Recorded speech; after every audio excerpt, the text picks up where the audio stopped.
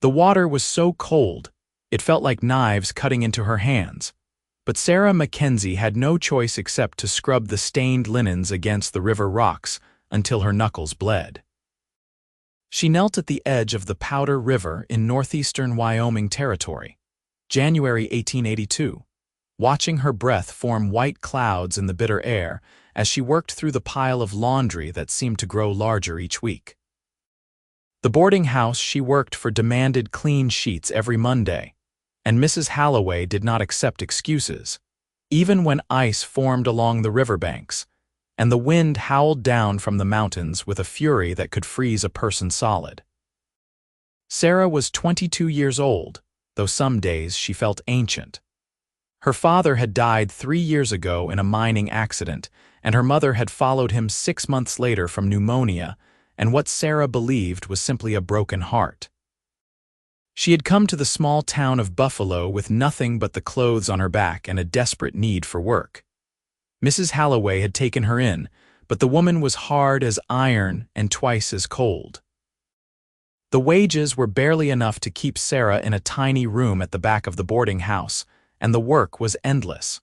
She plunged another sheet into the freezing water, feeling her fingers going numb. The sun was barely up, casting long shadows across the snowy landscape, and she knew she had hours of work ahead of her. She had already been at the river for an hour, and her hands were red and swollen, her dress soaked through at the hem despite her best efforts to stay dry. That water must be near freezing.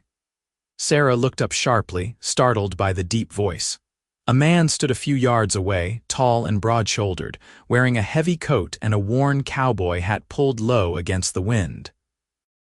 She had not heard him approach, which made her heart race with a mixture of fear and something else she could not quite name. His face was weathered and tanned, with lines around his eyes that suggested he spent most of his time outdoors.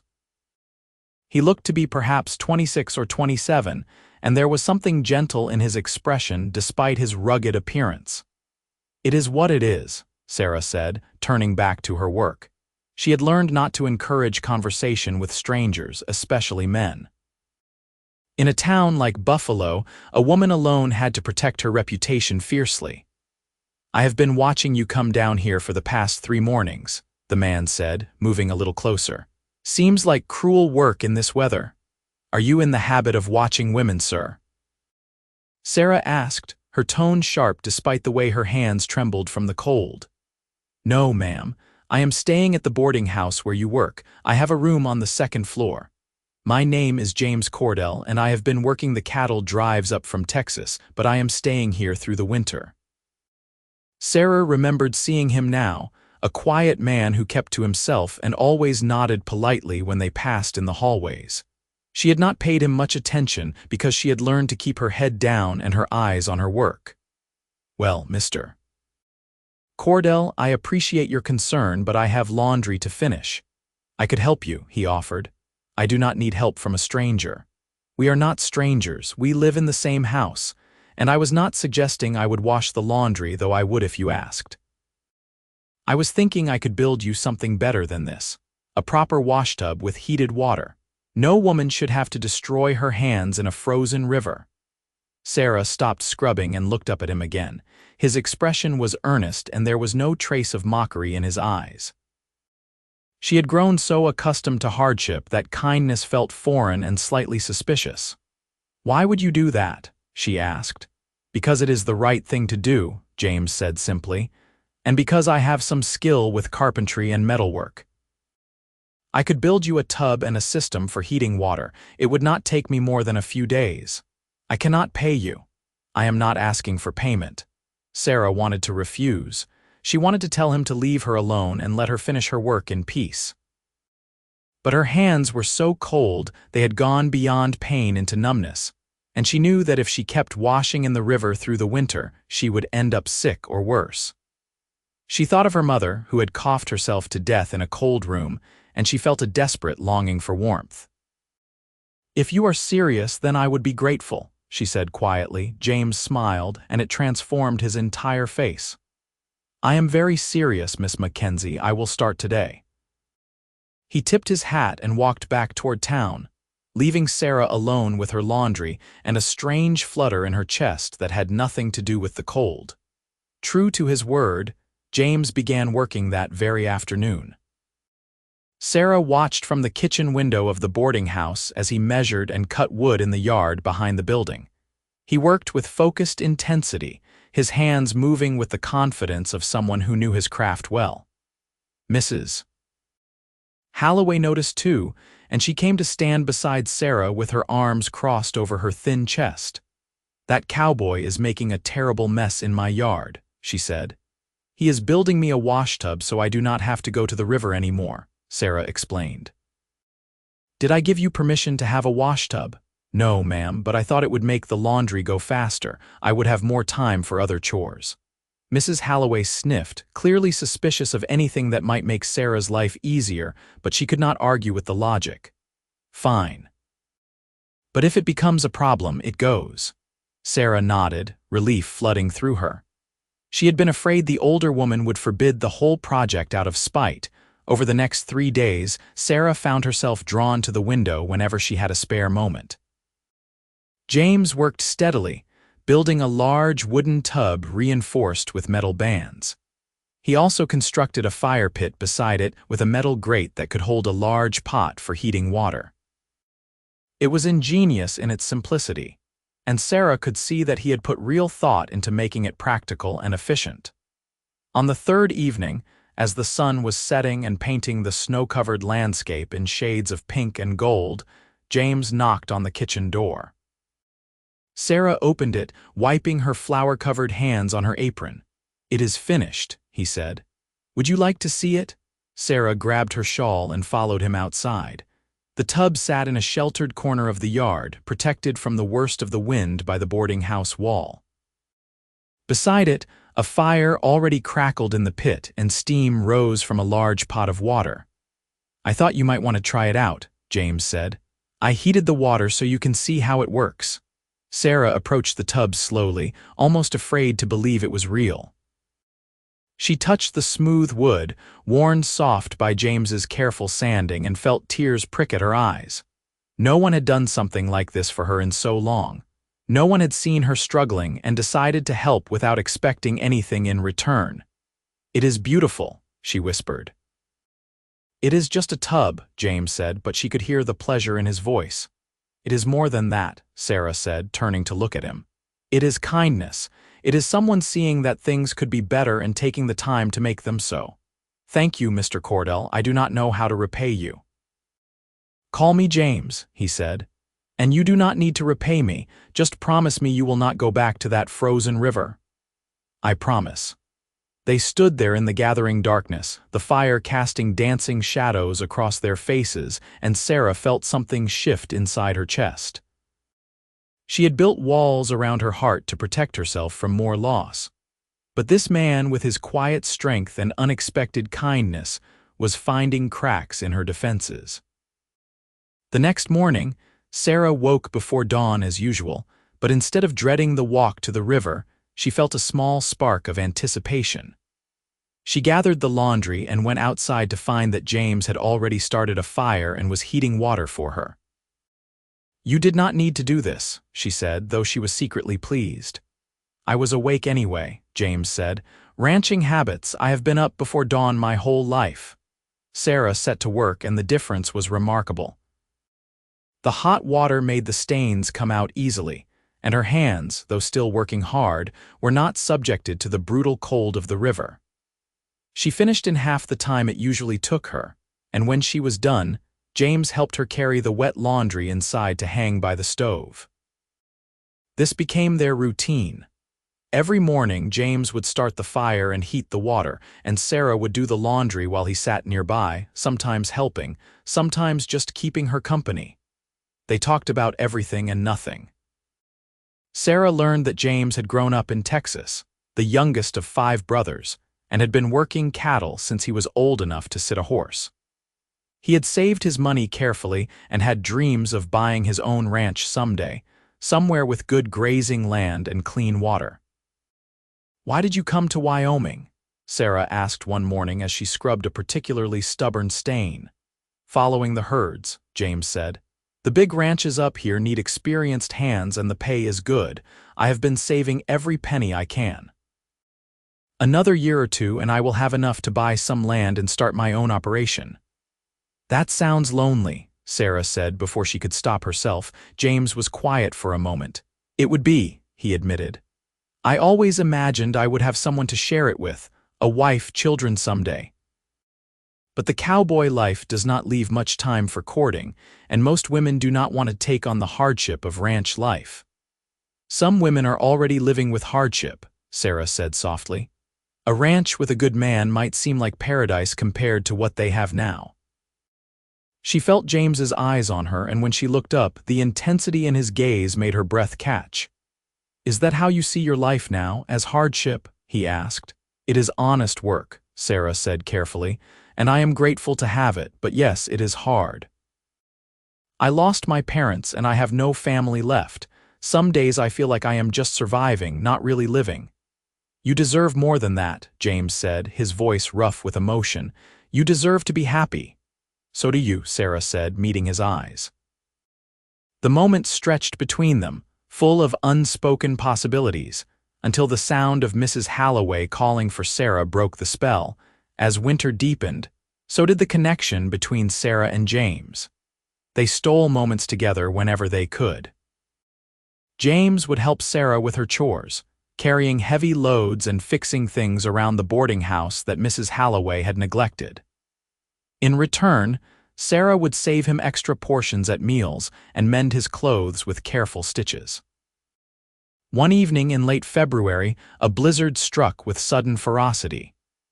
The wind howled like a living thing, and snow fell so thickly that Sarah could barely see across the yard.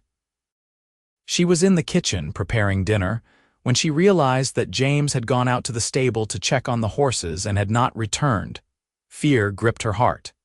She knew how easy it was to get turned around in a blizzard, how quickly the cold could kill. Without thinking, she grabbed her heaviest shawl and went to the back door. "Where do you think you are going?" Mrs. Halloway demanded. "James went to the stable and has not come back," Sarah said. "I need to make sure he is safe." "You will do no such thing. That cowboy can take care of himself." But Sarah was already out the door, fighting her way through the driving snow. She could barely keep her eyes open against the wind, and the cold bit through her clothes within seconds. She made it to the stable, her heart pounding, and found James inside with the horses. He was safe, just taking longer than expected because one of the animals had been spooked by the storm. "Sarah," James exclaimed when he saw her, "what are you doing out here? You will freeze." "I was worried about you," Sarah said, her teeth already chattering. James immediately stripped off his heavy coat and wrapped it around her shoulders, pulling her close to share his warmth. They stood there in the dim stable, surrounded by the soft sounds of the horses and the roar of the wind outside, and Sarah realized that she had never felt safer in her life. "You should not have risked yourself for me," James said, but his arms tightened around her. "Yes, I should have," Sarah said, looking up at him. "Because I care about you, James, more than I probably should." "Sarah," he breathed, and then his lips were on hers, warm and gentle despite the cold surrounding them. Sarah kissed him back, pouring all of her loneliness and hope and growing love into that single moment. When they finally pulled apart, both breathing hard, James rested his forehead against hers. "I love you," he said simply. "I think I have loved you since that first morning at the river when you looked at me with such fierce independence. I want to build you 1,000 washtubs. I want to make your life easier in every way I can. I want to give you the ranch I have been dreaming of and fill it with children and laughter and everything good this world has to offer. Marry me, Sarah, please."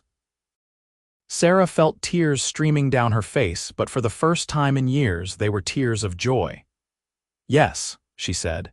"Yes, James, I will marry you." They kissed again, and the storm raging outside seemed like nothing compared to the warmth blooming in Sarah's chest. They were married 3 weeks later in the small church in Buffalo, with a handful of townspeople as witnesses.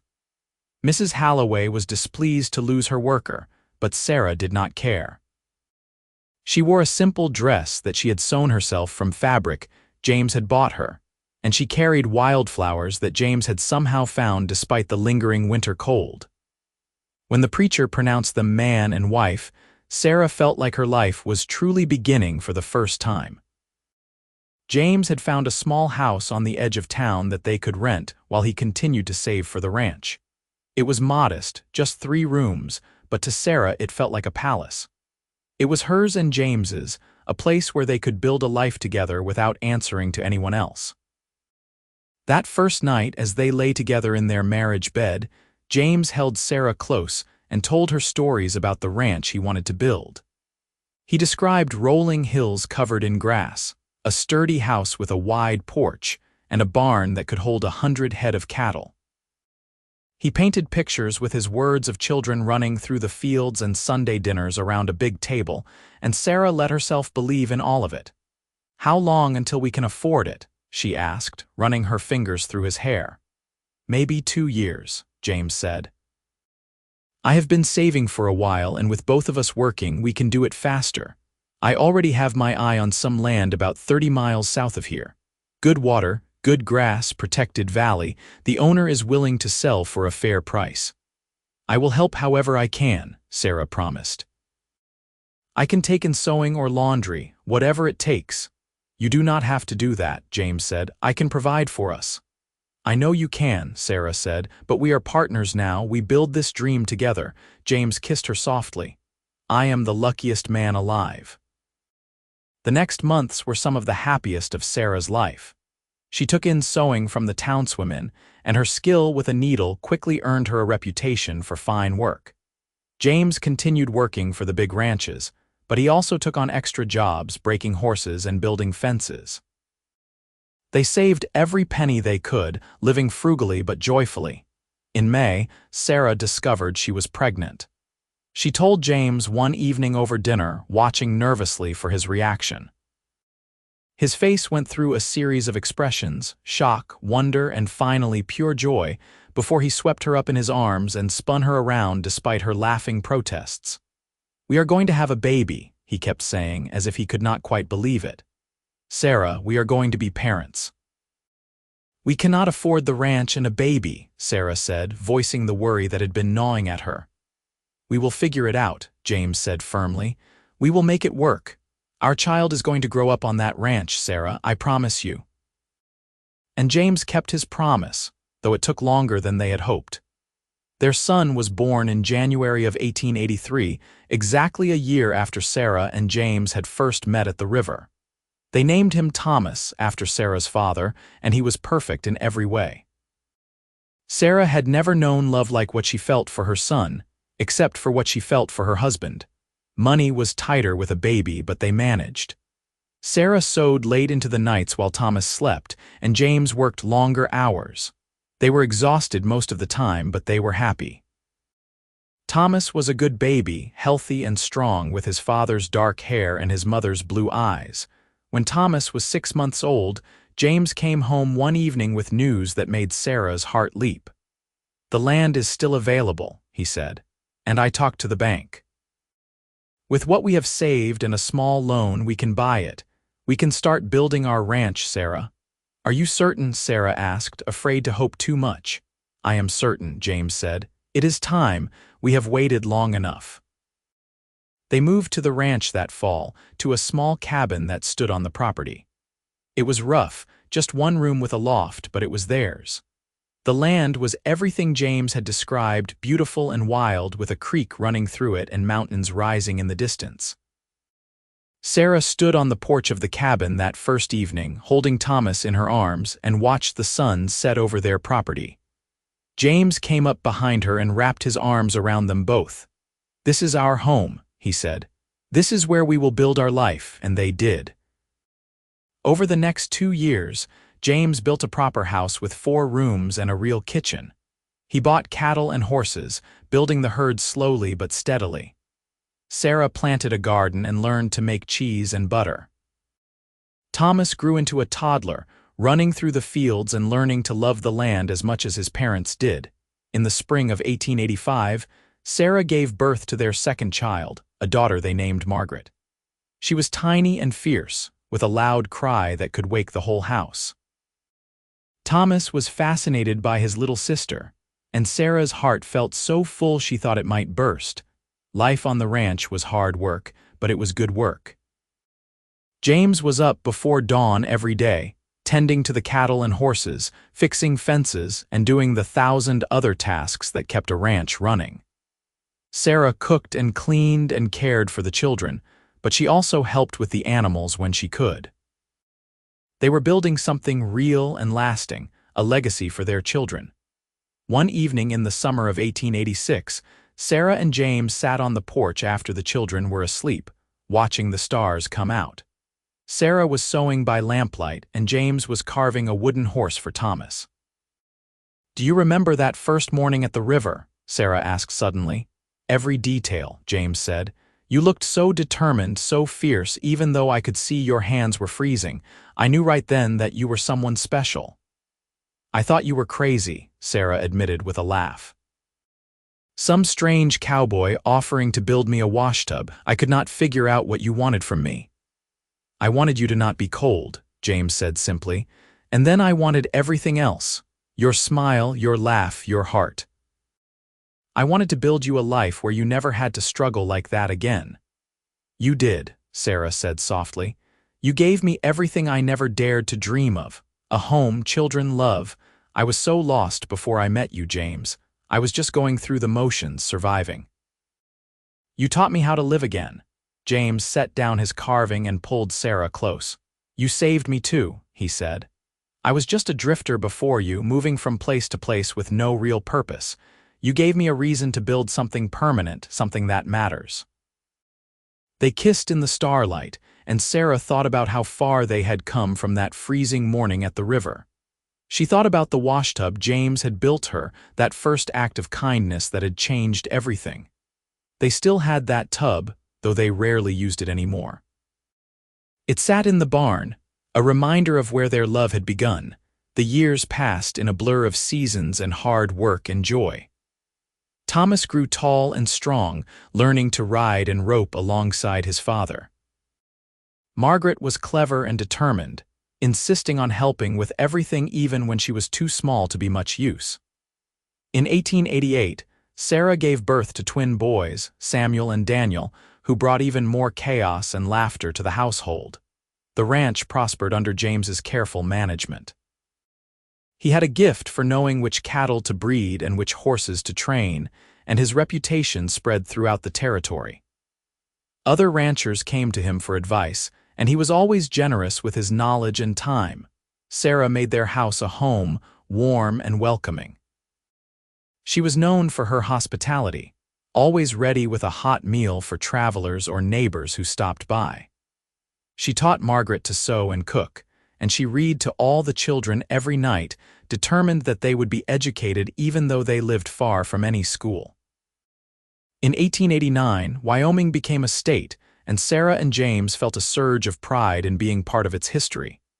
They had helped tame this wild land, had built something lasting and good. Their ranch was thriving, their children were healthy, and their love had only grown stronger with time. One winter morning in 1891, Sarah woke to find snow falling softly outside the window. She left James sleeping and went downstairs to start breakfast.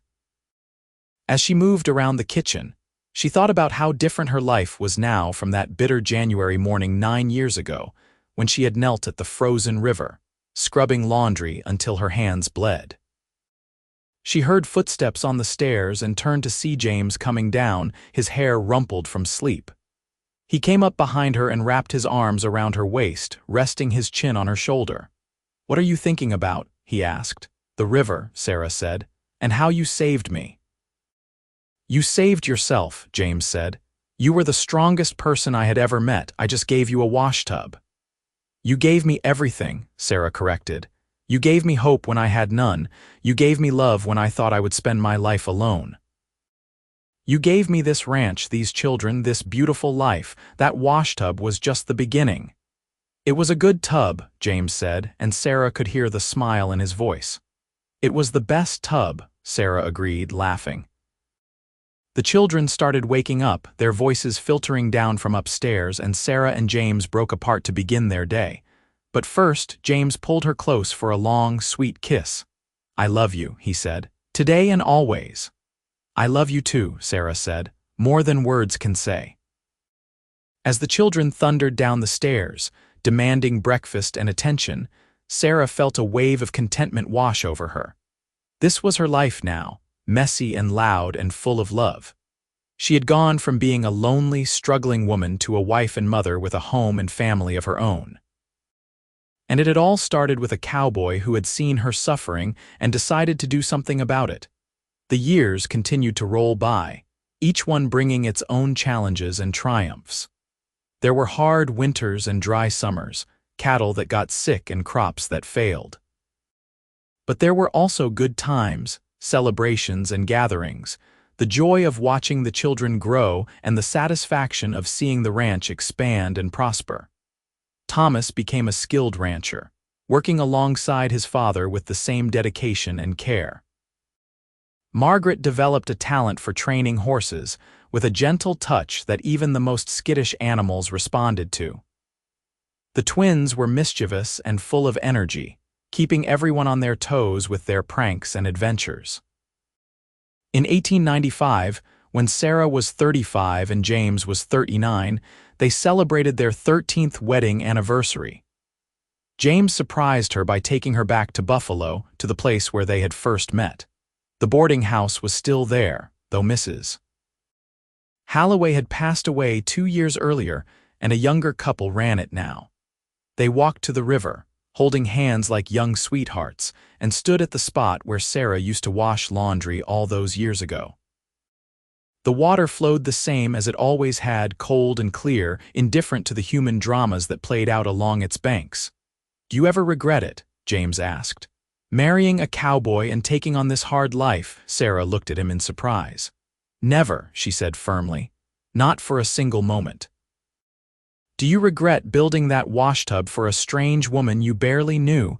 "It was the smartest thing I ever did," James said, pulling her close. "That washtub got me the love of my life." They kissed there by the river, middle-aged and weathered by years of hard work, but still as much in love as they had been on their wedding day.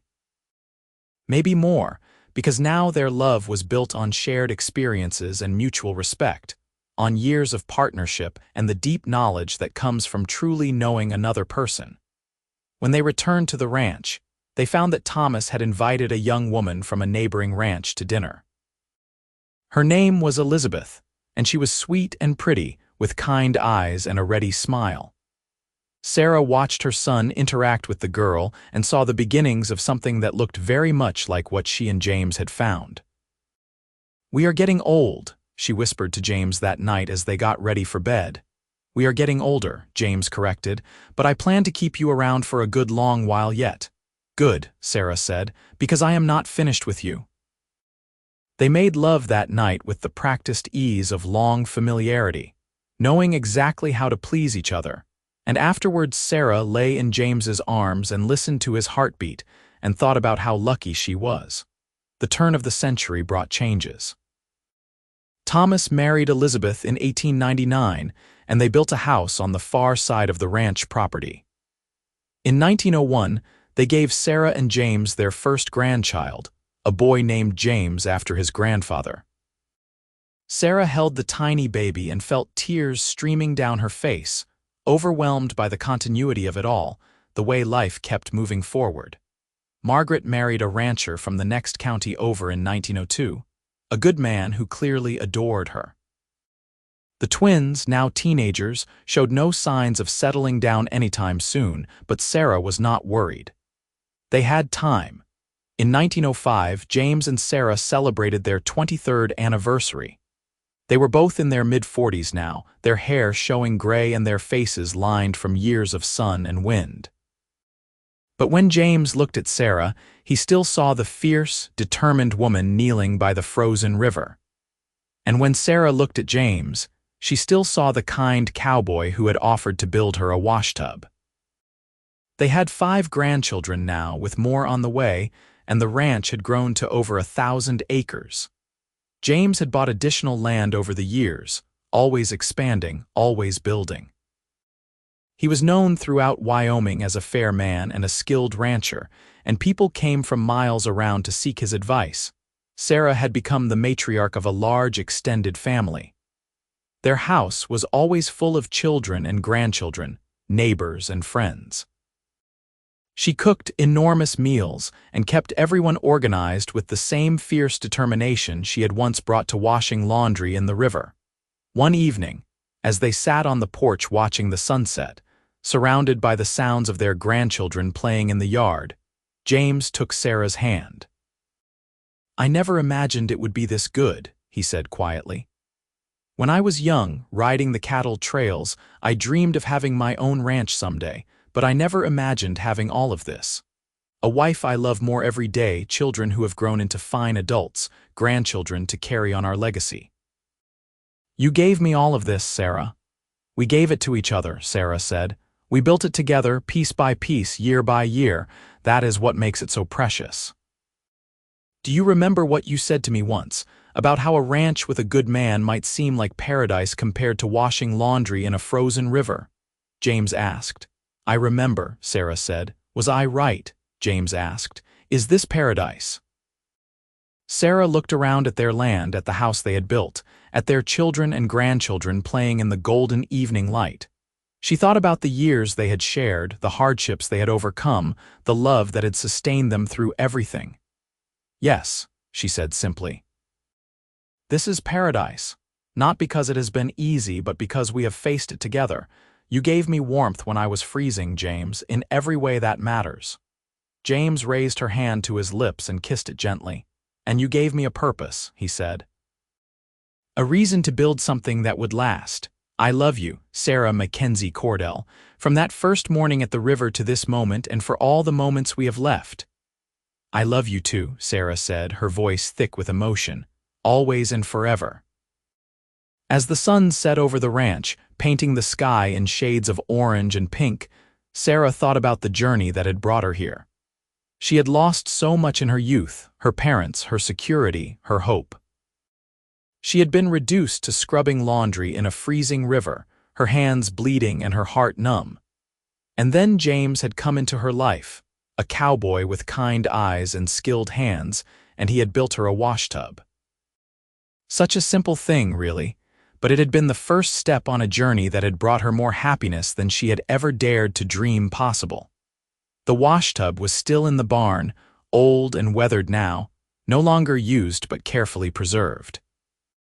Sometimes Sarah would go out there and run her hands over the smooth wood, remembering that first evening when James had shown it to her, when she had realized that maybe, just maybe, her life could be different. It had been different.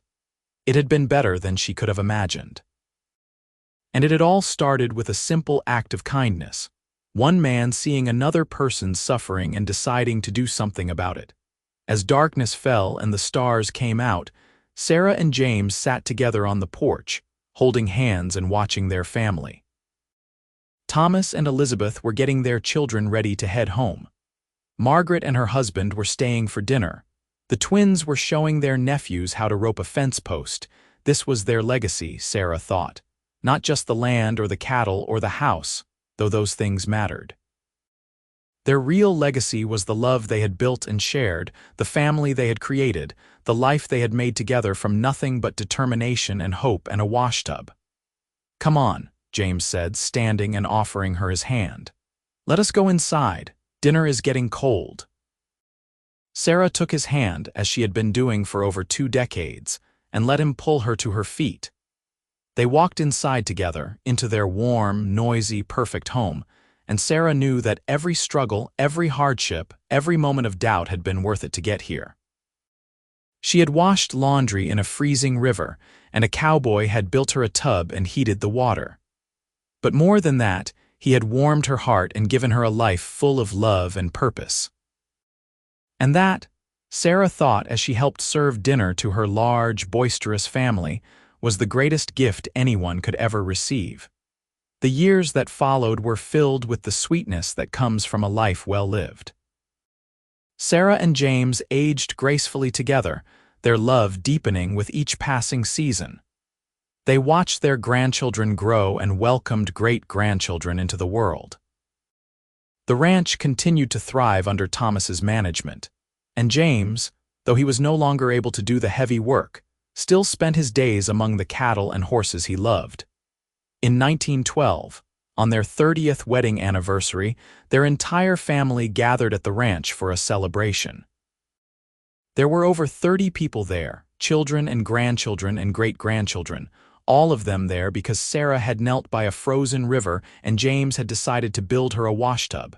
At dinner, Thomas stood to give a toast. "To my parents," he said, raising his glass, "who taught us all that love is not just a feeling but a choice you make every day.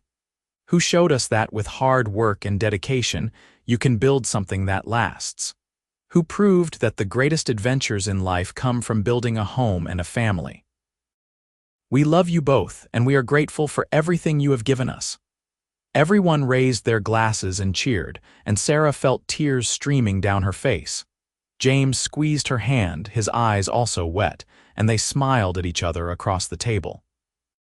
After dinner, when most of the family had gone home and only a few remained, James led Sarah out to the barn. He lit a lantern and took her to the corner where the old washtub still sat. "I have kept this all these years," he said, "because it reminds me of the best decision I ever made. Talking to you that morning by the river, offering to help you building this tub, it changed everything. For both of us," Sarah said, touching the worn wood. "I think about that sometimes, about how one moment can alter the course of a whole life. If you had not spoken to me that day, if I had refused your help, if any little thing had been different, none of this would exist. Not our marriage, not our children, not this ranch, none of it. But it did happen," James said, pulling her close, "and I would not change a single thing." "Well, maybe I would have built the tub a little bigger," he added with a laugh. Sarah laughed too, and they stood there in the barn, holding each other in the lamplight, surrounded by the evidence of a life built together. They returned to the house hand in hand, just as they had walked through life for 3 decades, side by side, equal partners in everything. And as they climbed the stairs to their bedroom, Sarah thought about how far they had come from that freezing January morning so long ago.